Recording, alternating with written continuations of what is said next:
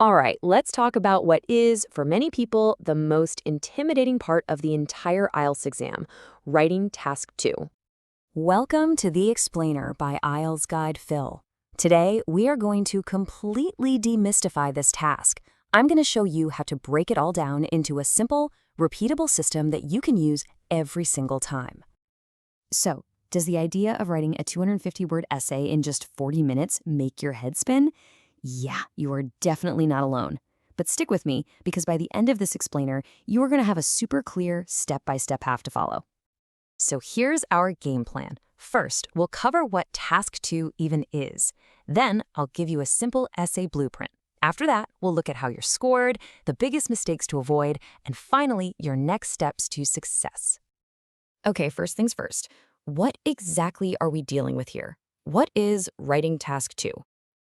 Well, in a nutshell, it's a formal academic essay. You get 40 minutes on the clock, you have to write at least 250 words, and your whole job is just to respond to a specific question or problem. And remember, this is a test of your English, not your genius-level knowledge on some random topic. And you really need to pay attention to this because this is huge. Task 2 is worth a massive 2/3 of your entire writing score. That means getting this right is absolutely non-negotiable if you want a high band score. All right, let's get to the most important part of this whole thing, the structure. Think of this as your secret weapon, your non-negotiable blueprint for every single Task 2 essay you write from now on. Okay, listen up, because this is the secret sauce. Forget all those complicated, confusing structures you might have read about. Seriously, all you need are these 4 paragraphs. That's it. An intro, 2 body paragraphs, and a conclusion. It's simple, it's effective, and trust me, it is exactly what the examiner is looking for. So, your very first paragraph, the introduction, it only has 2 jobs. First, introduce the general topic of the question, and second, clearly state your main argument or opinion. We call this your thesis statement. Now for your first body paragraph. Here, you're going to present your first main idea. You state it, you explain what you mean, and this part is absolutely crucial, you support it with a specific example. This is what shows the examiner you can really develop an argument. And guess what you do for your second body paragraph? You do the exact same thing all over again. You present your second main idea, explain it, and back it up with another specific example.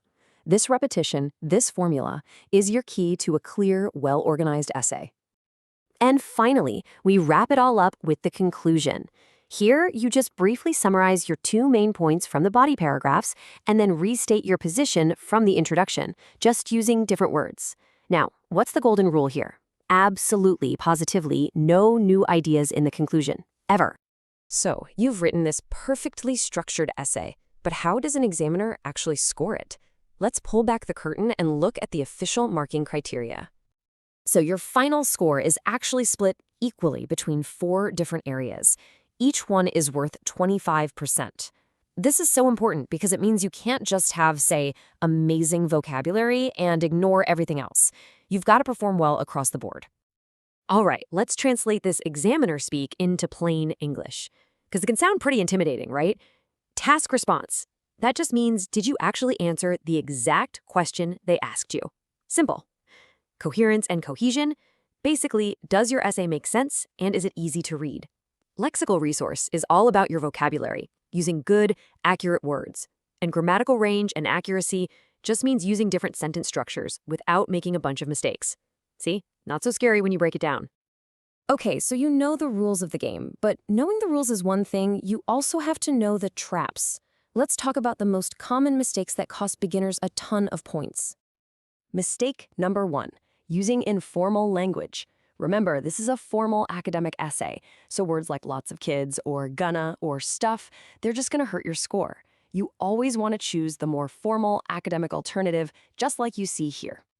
Now this might just be the biggest mistake of all. So many people write about the general topic, maybe something like technology, instead of answering the specific question, which might be about the impact of social media on mental health. The fix is simple. You have to zoom in and focus on the keywords in the prompt. And of course, the word count. It seems so simple, but writing even one word under 250 will get you a penalty. Seriously. So just aim for somewhere between 270 and 290 words to be safe. Don't let something so basic trip you up. All right, we have covered a lot: the what, the how, and the what not to do. So let's bring it all home with one key principle and a clear path forward for you. If you only remember one single thing from this entire explanation, please let it be this: structure is everything. A perfectly structured essay with just okay vocabulary will always, always score better than a bunch of brilliant ideas that are just thrown onto the page in a chaotic mess.